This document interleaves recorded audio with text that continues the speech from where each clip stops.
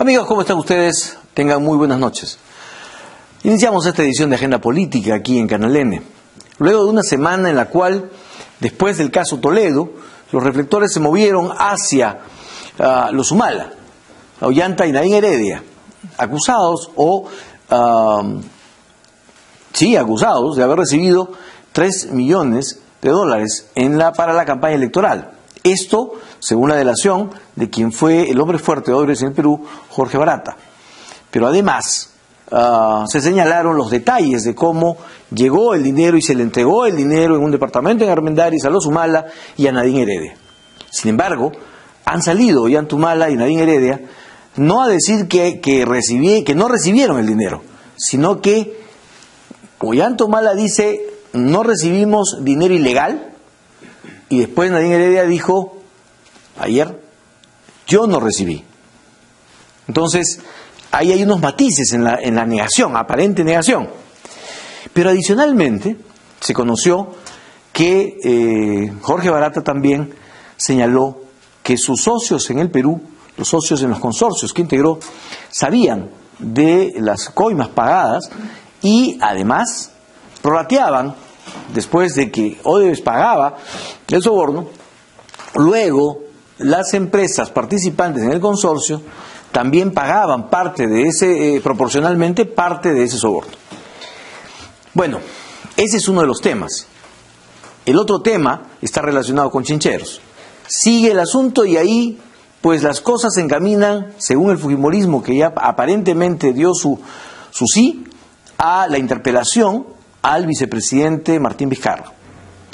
Y además, el otro tema que surge hoy es una nueva caída en las encuestas del presidente de la República, que cae hasta 29%, ya está en base 2, algo que aquí Juan Cheput había anunciado hace 2 semanas y decía, si cae hasta base 2 dentro de muy poco, la situación se pone complicada y tendría que haber un reajuste en el gabinete. Pues todos esos temas los trataremos el día de hoy aquí en nuestro programa. Nuestro primer invitado es el doctor Carlos Caro Coria. Con él vamos a conversar sobre lo relacionado a Ollanta Humala y Nadine Heredia y a la empresa Granion Montero y a los socios de Odebrecht en el Perú. Buenas noches, ¿cómo está usted? Buenas noches, Enrique, ¿cómo le va? Empecemos tocando el tema de Ollanta Humala y Nadine Heredia. Primero, Jorge Barata dice que les dio $3 millones en efectivo en diversos momentos. Cuenta los detalles. Dice que incluso el dinero fue entregado, transportado o enviado a través de otras personas que han negado esa entrega de dinero. Pero después de una primera negación del Partido Nacionalista, vienen unos matices en las declaraciones de Ollanta Humala y Nadine Heredia. Ollanta Humala dice que no recibieron dinero ilícito. Él hace hincapié en que no recibieron dinero ilícito, lo cual deja abierta la posibilidad a una admisión de que, según él, recibieron dinero lícito. Y después lo que dice Nadine Heredia es, por lo menos yo no lo recibí, a mí no me lo dieron. Lo cual también es un matiz, porque eso significaría que no me lo dieron a mí, pero se lo dieron a otra persona. ¿Cómo ve usted esta reacción del nacionalismo? Yo lo que veo es que hay una serie ya de posiciones y declaraciones contradictorias en torno al hecho. Está por un lado la versión del señor Barata, por otro lado la versión de su abogado, el abogado de los Humala Heredia. Primera versión, al no entender de que, bueno, sí recibieron, pero eso no es ilícito. La del expresidente, la de la ex primera dama. Y alrededor de ello, algo que está todavía en proceso de corroboración. Es decir, lo que ha dicho el señor Barata, al igual que en el caso de Matilde Pinchi Pincha, quien todos recordamos, debe dar lugar a los actos de corroboración o confirmación, porque es el dicho de momento de un denunciante, un colaborador eficaz, ¿no?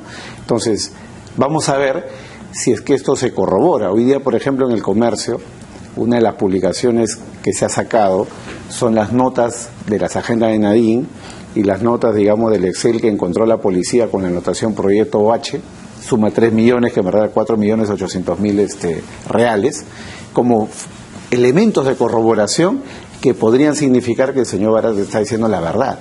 Pero más allá de ello, yo creo que el fiscal en este momento tiene que estar a la casa de información bancaria, porque si en algún momento esa plata se movió por la famosa Caja 2, que era la que administraba la División de Operaciones Estructuradas, esa plata tiene que haberse desbancarizado en algún momento. Se desbancarizó en el extranjero y fueron traídos por mulas, personas que cargaban el dinero, o se desbancarizó en el Perú e incluso puede haber dado lugar a reporte de operaciones sospechosas de los bancos. De manera que si el señor Barata o la empresa, que todavía tampoco ha hecho una declaración oficial sobre este punto, de momento es solamente lo que ha hecho el señor Barata, inmediatamente después la empresa ha sacado un comunicado diciendo que van a seguir colaborando, pero no han dicho si es verdad o mentira lo que ha hecho Barata. Si entregaran ellos la información bancaria de cómo se extrajo esa plata del sistema progresivamente, eso deja una huella y una ruta muy clara, que sería un elemento importante, ¿no?, para efectos, digamos, del manejo fiscal. Aunque no le hayan entregado a Naín Heredia de Ollantumala un dinero a través de cuentas offshore, o sea, según Jorge Barata le entregaron en efectivo el dinero. Esto no deja huella. Efectivamente. No hay una ruta del dinero hacia ellos, pero usted dice, en algún momento ese dinero tuvo que salir de algún banco. Exactamente. Ya, ¿eso permitiría generar indicios? Esos son indicios de que el dinero efectivamente existió, efectivamente llegó a las manos del señor Barata, y luego viene ya la confrontación. Tú dices que no recibiste nada y yo, Barata, digo que sí recibiste, ¿no? Entonces, a raíz, digamos, del contradictorio que se pueda producir ahí, por ejemplo, si el señor Barata describe, ¿no?, con detalle cuáles son las circunstancias de la entrega, el departamento era así, los muebles estaban así. Bueno, lo ha hecho, ¿no? El departamento de Armendáriz, claro, eso, pero no ha dado todavía todos los detalles que podría dar en un interrogatorio exhaustivo, que eso se podría desarrollar, ¿no? Muy bien, ahora, como digo, el nacionalismo no dice no recibimos, ¿no es cierto? Incluso hoy el abogado de los Humala, Wilfredo Pedraza, publica en El Comercio un artículo en donde prácticamente dice, bueno, si recibimos ¿qué? No es delito, ¿no es cierto? Entonces prácticamente se admite que se recibió el dinero, suponemos eso. Muy bien, ¿por qué Ollantumala dice nosotros no recibimos dinero ilícito?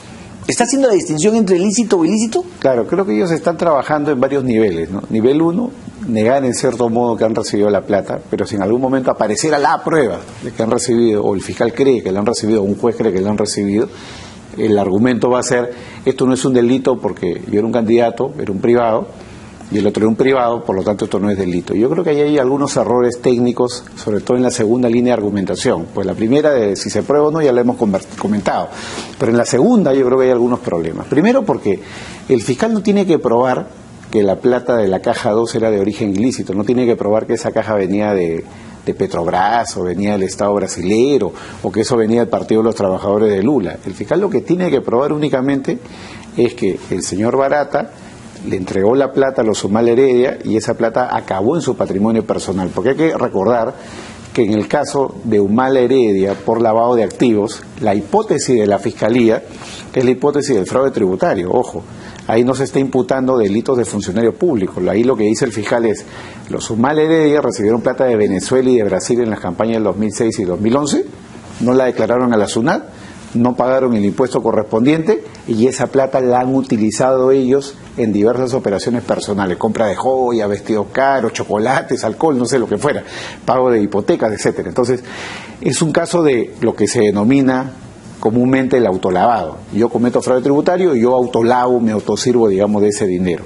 Entonces, para esos efectos, el fiscal no necesita probar que esos fondos son ilícitos. Por eso cuando el señor Humala dice, yo no recibí plata ilícita, en verdad, está usando un argumento que está fuera de la foto de la Fiscalía. O sea, con eso de yo no he recibido dinero ilícito, estaría tratando de evitar, según su propio razonamiento, el delito de lavado de activos. Estaría tratando de evitar de que se diga que esa plata era plata que provenía, por ejemplo, del fraude en contra de Petrobras. De acuerdo. Muy bien, pero para la Fiscalía bastaría comprobar de que la recibió y que no declaró y no pagó el impuesto correspondiente para hablar ya de fraude tributario y posteriormente de actos de lavado de activos, ¿no? De acuerdo. Entonces, yo creo que ahí ellos tienen un argumento que no calza en este momento con lo que les están imputando. Ellos le están imputando fraude fiscal y en consecuencia el delito de lavado de activos, y eso es lo que se tiene que investigar. No se ¿Y por qué tanto algunos abogados que los defienden, como su abogado Wilfredo Pedraza, señalan que en todo caso, si ellos recibieron un aporte a la campaña, que fue de una empresa privada conocida, por un gerente conocido, solamente sería una falta administrativa? Fíjese, ahí hay dos temas que analizar, ¿no? Primero, si hay una falta administrativa, la hay ante el Jurado Nacional de Elecciones y la OMPE por parte del partido, no de parte de ellos. En segundo lugar, si yo recibo plata para el partido y no lo entrego al partido, eso desde el punto de vista legal implicaría fraude en la administración de una persona jurídica, porque entonces significa que me estoy apropiando de dinero que tendría que haber acabado en el partido. Y por otro lado, si yo recibo plata y me la ingreso en mi patrimonio y no la declaro ante la SUNAT, estoy cometiendo el delito de fraude tributario. Entonces, por lo tanto, creo que el argumento que se pueda estar manejando en ese nivel no es correcto desde el punto de vista jurídico penal. Y lo que se está tratando de decir es, usted es una operación entre privados. Claro, si veo la foto fría, efectivamente, pero si la veo en contexto, es un contexto mucho más general y por lo tanto tendríamos que estar hablando de que la plata no entró al partido, con lo cual se ha producido ahí un cabezazo, para decirlo en términos corrientes, contra el partido, y por otro lado me ha apropiado de la plata, no declaró los impuestos correspondientes. O sea, de todas maneras hay delito. De todas maneras habría un hecho que investigar como delito y consecuentemente todo el uso posterior de ese patrimonio podría significar lavado. Muy bien, ¿por qué Nadine Heredia dice, en todo caso yo no recibí el dinero? ¿Qué está queriendo decirnos? Es decir, que algo así como por mí no pasó, de repente lo agarró otro y yo no lo recibí. Sí, yo creo que es parte un poco del juego de palabras, es mi letra, no es mi letra, la mejor defensa es mi letra, recibí, no fui yo, fue otro. Hay que tomarlo como el dicho de un imputado, ¿no? Desde el punto de vista judicial hay que recordar que lo que diga un imputado es algo que tiene que ser valorado como eso, como el dicho de un imputado. El imputado puede decir la verdad medias, puede mentir. En consecuencia, el dicho de la señora Heredia, el del señor Humala, debe tomarse como una cuestión referencial y como meros actos de defensa. Además, estos son dichos o expresiones a nivel público. Todavía no hay nada que ellos hayan dicho sobre el tema propiamente a nivel de la Fiscalía, que es donde va a pesar más lo que ellos puedan defender. ¿Podría darse el caso de que no existieran pruebas y que eso los ayude? Podría suceder. Recordemos el caso de Matilde Pinchi Pinchi. Ella, cuando se acoge a la colaboración eficaz y no fue a prisión, delató a un montón de personas. En algunos casos se pudo probar y hay condenas, como el caso de los señores Winter, por ejemplo, y en otros casos no pasó nada, como en el caso de la señora Laura Bozzo, ¿no?, que fue condenada finalmente por asociación para delinquir, para promover la campaña de Fujimori, pero nunca fue condenada por haber recibido plata, como decía la señora Pinchi Pinchi. Pero cuando se dicen dentro de una confesión sincera o una delación, cuando se dicen cosas que no se pueden probar, ¿eso no va en perjuicio del delator? Claro, no va en perjuicio del delator en la medida que por ese dato concreto no va a recibir ningún premio. Y por otro lado, si es que la parte afectada, digamos el difamado, ¿no?, el que hace, cuyo nombre se ha tomado y se le ha imputado un delito, quiere, digamos, sancionar, buscar una sanción y contradenunciarlo, puede hacer, ¿no? Pero eso ya significaría un proceso una vez que termine todo el proceso de colaboración eficaz al que está sometido, en este caso el señor Barata. Entonces, cabría, según usted, por ejemplo, que se plantee prisión preventiva para Ollanta Humala y Nadine Heredia? Desde mi punto de vista, eso todavía sería muy prematuro, porque lo que el fiscal tendría que tener construido ya es una historia corroborada, como en el caso del señor Toledo, donde trajo la información bancaria, la ruta del dinero hasta las manos del señor Mayman vía sus offshore, y luego los indicios de cómo Toledo se pudo haber beneficiado con el pago de la hipoteca, el pago de la oficina, el pago de la casa de 4 millones, ¿no? Entonces, eso era un caso ya más o menos construido. El fiscal en este momento, hasta donde sabemos, no tiene todavía esa información. Esta información es fresca, de enero del 2017, y la corroboración tiene que durar seguramente algunas semanas o meses incluso, para que el fiscal pueda decir, le creo a Barata y en consecuencia puedo dar el paso a pedir una medida cautelar. ¿Pero se puede plantear por lo menos impedimento de salida? Bueno, sí, ya claro, tiene arraigo, ya tiene un arraigo, ella también. Ya tiene un arraigo, y yo creo que en este momento no cabe agravar, digamos, la situación del arraigo. Lo que cabe hacer es que se investigue el tema, que se le dé también la oportunidad a todos de participar, me refiero a los abogados, y si esto se corrobora, traerá las consecuencias correspondientes. Muy bien, ahora hablemos de los socios peruanos en los consorcios en donde participó Odebrecht. Ha dicho Jorge Barata que ellos también participaban del pago del soborno. No en el momento, posteriormente se hizo una especie de liquidación y pagaban proporcionalmente. ¿Qué puede significar esto para las empresas peruanas? Puede significar varias cosas, ¿no?, siempre y cuando se corrobore nuevamente, ¿no?, partiendo de la hipótesis de que el fiscal dé por corroborada en algún momento esa información. Lo que podría significar en primer término es que se incorpore como investigados a los funcionarios de la empresa, gerentes, eventualmente directores de aquella época, no de ahora, sino de aquella época, que podrían haber participado en una decisión ilegal, y en consecuencia sean citados, emplazados para que ejerzan la defensa y den la versión que tengan que dar. Jorge Barata ha dicho, sí pagaban. Graña Montero ha dicho, no, es mentira y vamos a denunciar a Odebrecht. Muy bien, ahí se plantea entonces tu palabra y mi palabra, ¿no es cierto? ¿Cómo probar, cómo salir de esa contradicción? Yo creo que ahí hay un tema clave, ¿no? Que es el tema, digamos, contable, porque si estamos hablando, por lo que he entendido de la lectura de la declaración de Barata, que ellos hicieron el pago y luego al final se repartieron el costo de ese pago entre los socios de acuerdo a su participación, eso tiene que estar reflejado en la contabilidad, tarde o temprano. Si un proyecto cuesta 500, por poner un ejemplo, y el costo de un pago ilícito es 20, en la contabilidad tiene que estar reflejada finalmente de una forma u otra a través de pagos a offshore, pagos por servicios. Eso se puede ver, digamos, eso sí deja huella, porque además estamos hablando de empresas formales, empresas en el sistema, bancarizadas. Eso tendría que haber dejado huella en la contabilidad. Entonces creo que el DIME y la ida y vuelta debe determinar finalmente un examen contable que dé luces, ¿no? sobre el uso de ese dinero. Si fuera cierto, ¿cuáles serían las consecuencias para las empresas peruanas?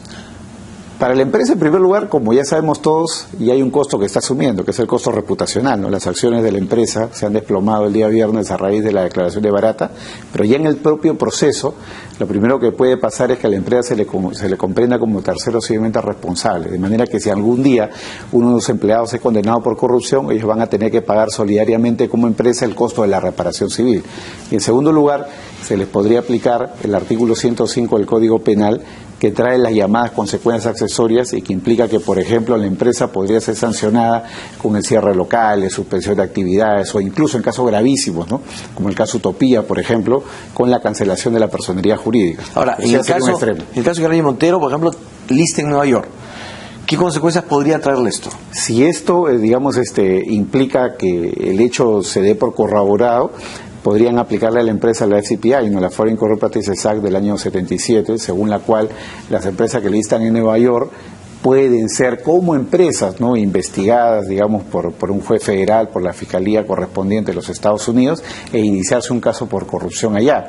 Y eso sí significaría algo bastante grave, porque allá, como ya hemos podido ver, las multas que tienen que pagar las empresas son enormes, ¿no? Al punto que si hubiera una condena, eso puede significar incluso prácticamente la desaparición del negocio, como pasó con Arthur Andersen a raíz, digamos, de una denuncia por obstrucción a la justicia a inicio de los años 2000, ¿no? Donde al final la multa fue tan alta que la empresa ya entró en default, ¿no? Ahora, ¿se les puede aplicar también las mismas medidas dadas por el gobierno a través del decreto de urgencia para Odebrecht? De momento no, porque este decreto de urgencia solamente se aplica para las personas que ya han sido condenadas y en consecuencia las empresas en las que estas personas trabajan. Y en segundo lugar, para las empresas que declaran, ¿no?, haber cometido un delito, como el caso de Odebrecht. En este caso estamos viendo más bien que la empresa Graña y Montero ha negado, digamos, que haya participado en actos de corrupción. Por lo tanto, el decreto de momento no se le puede aplicar. Muy bien. Frente a esta negativa viene entonces la investigación fiscal. Viene la investigación fiscal, yo creo que ahí tenemos para varios meses por delante y va a darse pues el debate propio, el proceso para ver si esto se da por probado o no. Yo creo que ahí la clave es el tema contable. Yo creo que todo el mundo debe saber ahorita cómo están las cuentas y si esto se puede probar o no. Me refiero a los que forman parte de estos consorcios. Entonces, sin embargo, la situación desde ahora puede ser delicada para esas empresas. Yo creo que... O sea, ¿en qué momento se les incluye como investigadas? ¿Ya? De momento, como estamos en una etapa, digamos, avanzada del proceso, porque si nosotros estamos pensando que en el caso Toledo y hay una investigación preparatoria contra el señor Maiman, contra el señor Toledo, etcétera, entonces lo que va a pasar acá es que o se abre otro expediente a foja cero para incorporar luego estas empresas como potenciales investigadas, o se les cita como testigos en este proceso que ya existe contra el señor Toledo, Maiman y Barata, para que ellos den su versión. Procesalmente no hay una regla clara, pero lo más garantista, digamos, desde el punto de vista de esas empresas es que se abre un nuevo proceso de foja cero para que ellas puedan también dar su versión y ejercer su defensa. Muy bien, doctor Carlos Caro, entonces hay mucho trabajo para la Fiscalía. Hay mucho pan por rebanar todavía, Enrique. Muchísimas gracias. Muy amable, porque nos permite entender estos temas, sobre todo la situación de los Humala Heredia, que, como digo, están ellos emitiendo mensajes que tienen algún tipo de mensaje por ahí. Muchísimas gracias. Muy amable.